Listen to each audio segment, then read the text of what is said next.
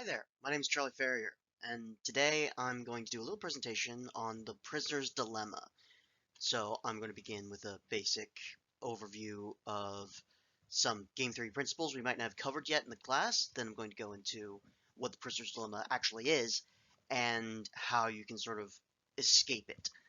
And accidentally have a little bit of an interesting, optimistic message on the subject of cooperation.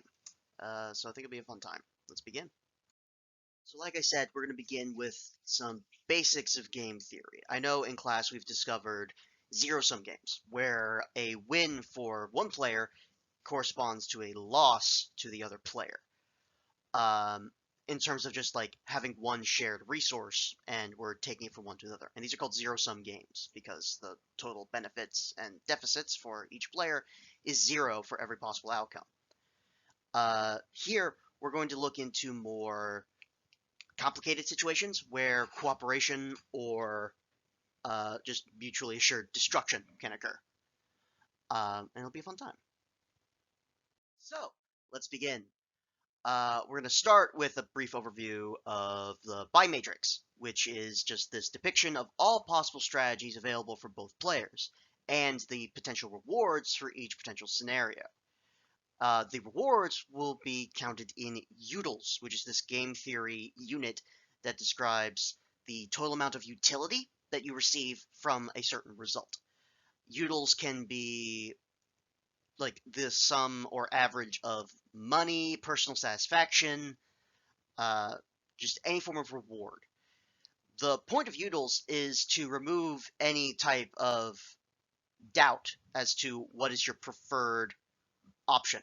They're always organized in the order of least preferable to most preferable outcome. So, for example, with the game Chicken that we have depicted here, which we're all quite familiar with, two cars driving towards each other, they have the choice to either swerve or drive straight forward. If both swerve, that's called a tie, that's a draw, and both of them count that as a zero. It's not a positive or negative result.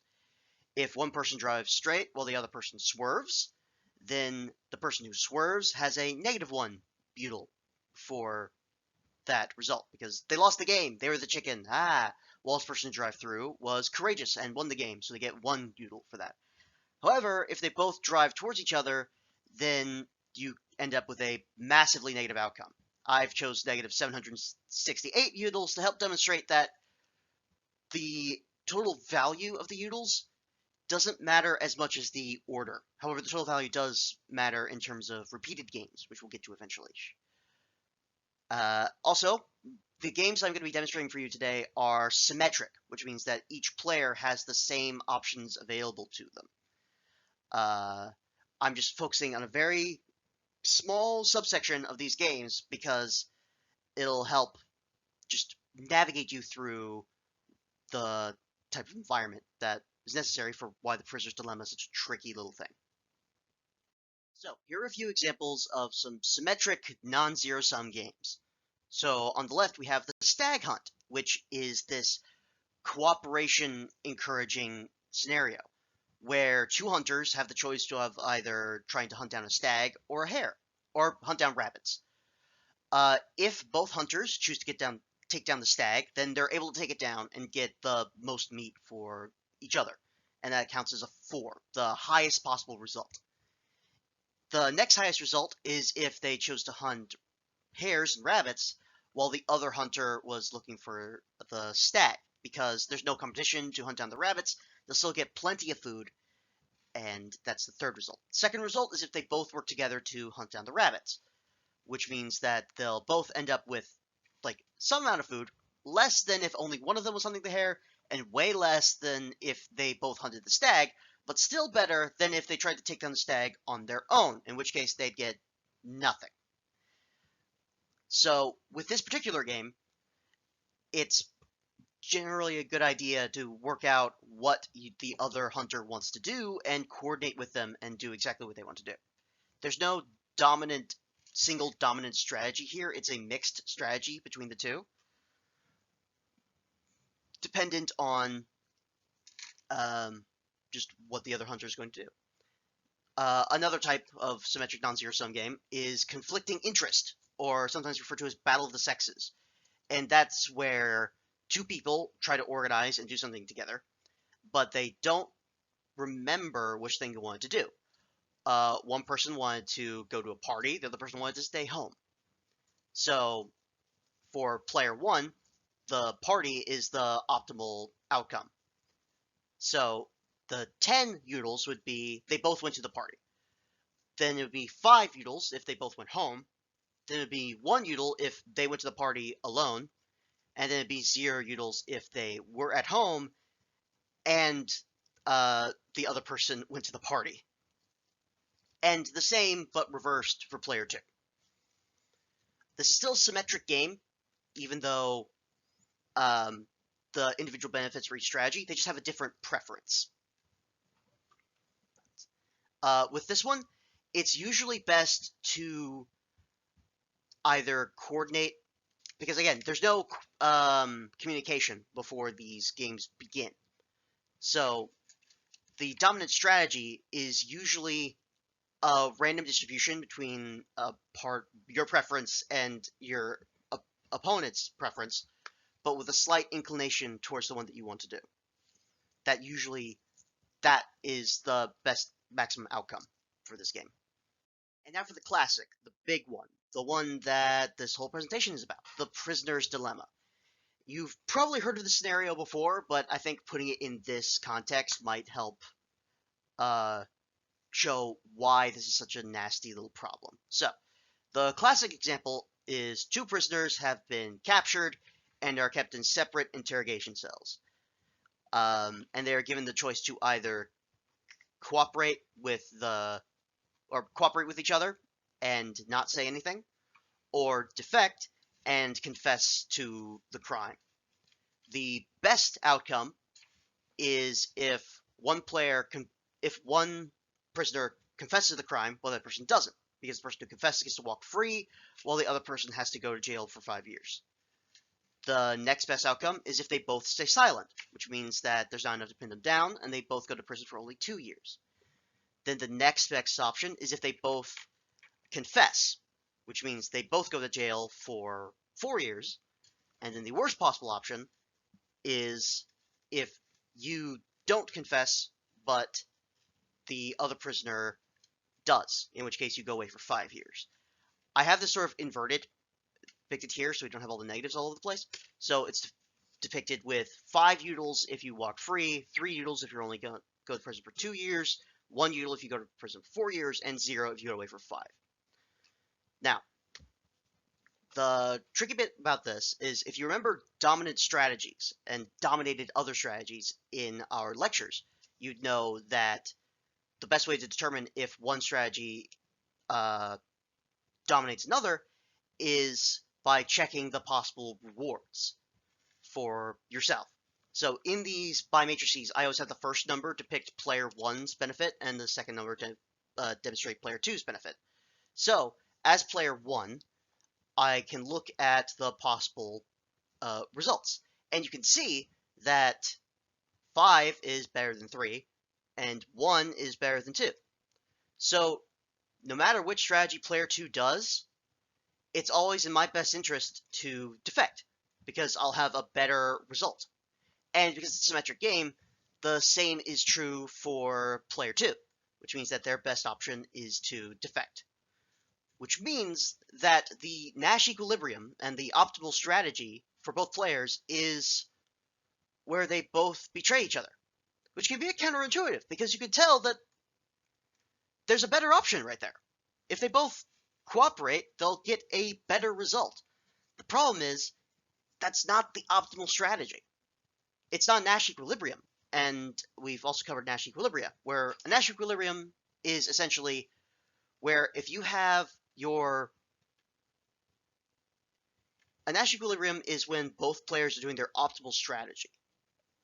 Meaning, if you knew what strategy your opponent was using, you would have no regrets about which strategy you were using. That's what a Nash equilibrium is. So, for example, 1-1 is a Nash equilibrium, because if I know that the other prisoner is going to defect, then I have no reason to cooperate. That's a worse result. And it's a symmetric game, so very similar for the other player. And that's sad, right? That the optimal strategy for this is to both defect. Like, hopefully, ideally, as people, we'd want to cooperate more. And that's kind of a bummer. It's sort of the depressing angle of the Prisoner's Dilemma. But wait a second. What if you play the game multiple times? So this time, instead of it just being a one and done, never see them again game, what if you have to play the Prisoner's Dilemma multiple times? And this is where the analogy sort of breaks down and sticks to theory. But suppose you had to play this game multiple times in a row. That would mean that if you knew that your opponent cooperated last time, how would that influence your decision the next time? This is called an iterated Prisoner's Dilemma. And, hopefully, it means that always defect is no longer the best option, right? Let's find out. So, in trying to determine every possible strategy for playing the Prisoner's Dilemma twice, you actually come up with 8. And let me explain. So, on the first game of the Prisoner's Dilemma, you only have 2 options, right? Cooperate, defect. In the second game, though, things get a little bit more complicated. So, first, there's always cooperate. Just like, I don't care what my opponent's doing, I'm just always going to cooperate, hope for the best. Then there's cooperate, then defect. I'm going to cooperate the first round, then defect the second round. The third strategy is cooperate the first time, and then, if player 2 also cooperated, we'll cooperate again. Basically, I copy what player 2 did. And if they defected, then I'm going to defect. And the last strategy is cooperate, and then do the opposite of what player 2 did. Basically, if they cooperated last round, then I'm going to defect this round. And if they defected last round, then I'm going to cooperate this round. And that's 4 possibilities in terms of responses to the other player's actions. And these also correspond to the 4 possibilities if you defect first. And this leads to 8 general strategies for playing the Prisoner's Dilemma twice.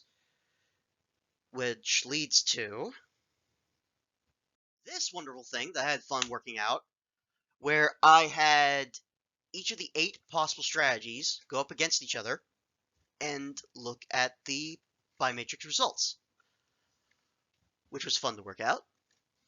As you can see, playing the game twice leads to just many, many, many more outcomes. It's 16 times as many outcomes.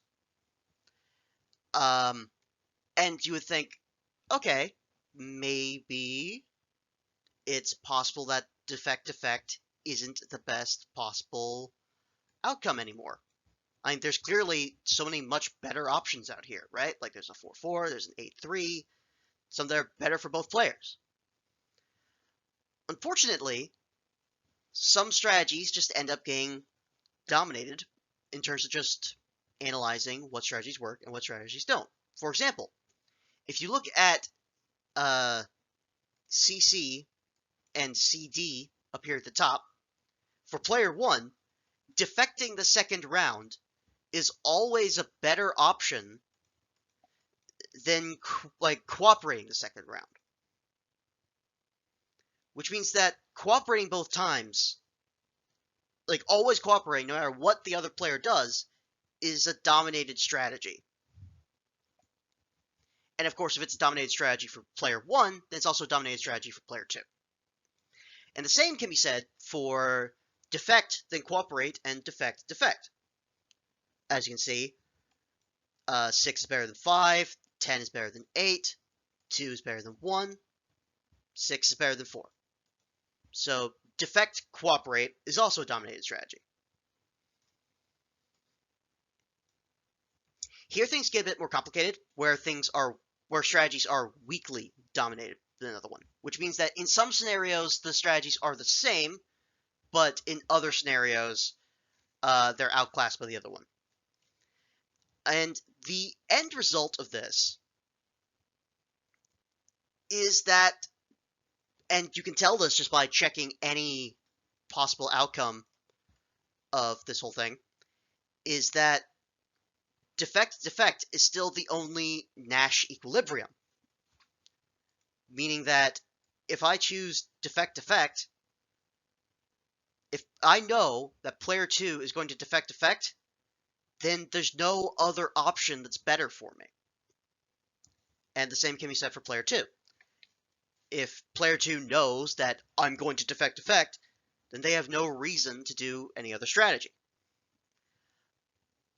Like, they could also do defect copy, but that one will generally yield worse results. Okay. So maybe for 2 games, the optimal strategy is still always defect. But what if we played it n times?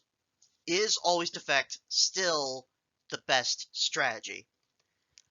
Unfortunately, it is. If both players know that you're playing the game n times, always defect is still going to be the optimal strategy.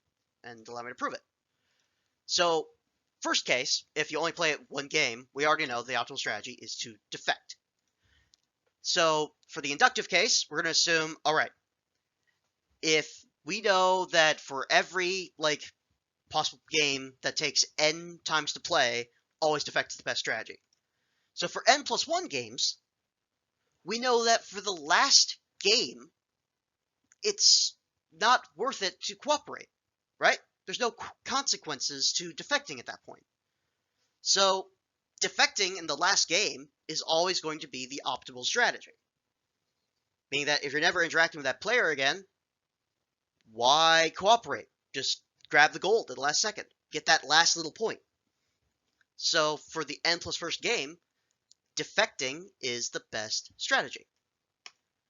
Which means, if both players know this, then it's just an n plus first game, which is a defect round, and then n games of the Prisoner's Dilemma. But we already know, by the inductive assumption, that n games of Prisoner's Dilemma, the optimal strategy is to always defect. Which means it's n defections and then n plus first defection.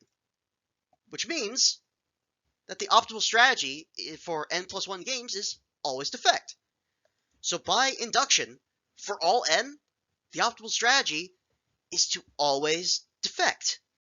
And again, this is a pain, because we know that cooperation is rewarding, but the math isn't really supporting it. Because if you know at the endpoint, if both players know at the endpoint that just swiping the defect is the best strategy, then they know that that's not the real endpoint, right? Which means the endpoint is the game before that. And if you know that you're both going to defect in that round, then you might as well defect the round before that. And that continues and continues up the chain until eventually the best strategy is still to always defect. Which is a pain. But we know cooperation works. So in what scenarios does it work? How about if you don't know when the game's going to end? See, the trick is that inductive proof that no matter how many games the Prisoner's Dilemma is played, that it's the best strategy is always defect, relies on a key piece of information. That both players know that the game is going to be played n times. If the players don't know when the game's going to end, they don't know when to, betray them at the last second. Which means that for, some would-be betrayers out there, it can be kind of awkward when you still have to sit there with the other player and go, man, if I was cooperating this whole time, I could have gotten a better result. Meaning that, meanwhile, more cooperative strategies don't really care, because they're still going to be more cooperative the entire time. And this is the loophole that allows people to escape the Prisoner's Dilemma and get much more beneficial outcomes than the always defect strategy. Now, of course, once we're getting into an unknown number of times that the game is played, as you can see, just by playing the game twice, we had 8 possible strategies. Obviously, if you're playing it an unknown n number of times, there's an insane number of possible strategies you can play with. Especially since they're dependent on, or they have to be independent of the number of times that the game is played. Which means that we get more into, very basic sort of artificial intelligences, or just decision-making, learning. So, a few strategies that end up being successful, or the most common strategies. The first one still always defect, right? That's still not going to be getting rid of, right? No one will ever betray me if I betray them first. Then there's the grim trigger strategy, which is to cooperate, but once they betray you, once they defect, no, I'm not going to allow any more of that. I'm just going to stay safe, get my 1 point from defect instead of the zeros from cooperate defect, and just stick with that for the rest of the game. Which is better than always defect, but an even better strategy is tit for tat, which is a very simple strategy where you cooperate the first round, and then you just copy whatever player 2 did the previous round. This strategy has the added bonus of if your opponent defects and then cooperates afterwards, you'll end up cooperating again, which can lead to better results than Grim Trigger, which means in Grim Trigger, you're always going to end up with worse results once you're always defecting. With Tit for Tat, it allows a better chance of getting back into a more cooperative state. And an even better version is a generous tit for tat strategy, where it's the same thing, but occasionally it'll just ignore previous defection and just go, no, I'll cooperate this time. Maybe that was a fluke. With that extra bit of randomness in there, it allows a chance for forgiveness and allows a chance for cooperation to spark up again instead of just being caught in the infinite betrayal loop. So this notion of these sort of AI-driven strategies for playing the Prisoner's Dilemma multiple times has been like studied in game theory for years and years and years and years. The interest sparked up again during the 1980s when people wrote papers on just if it's played an unknown number of times and you don't really know what the best strategy is. So if we just have little tournaments between winning strategies, then we can see which ones do better against which other strategies. And eventually, one Anatol Rappaport won the tournament with Tit for Tat, which is the simplest strategy out of all of them. And eventually, by analyzing the best players of an iterative Prisoner's Dilemma game, he determined the 4 basic qualities of a good strategy in this system. So, number 1, it has to be a nice strategy.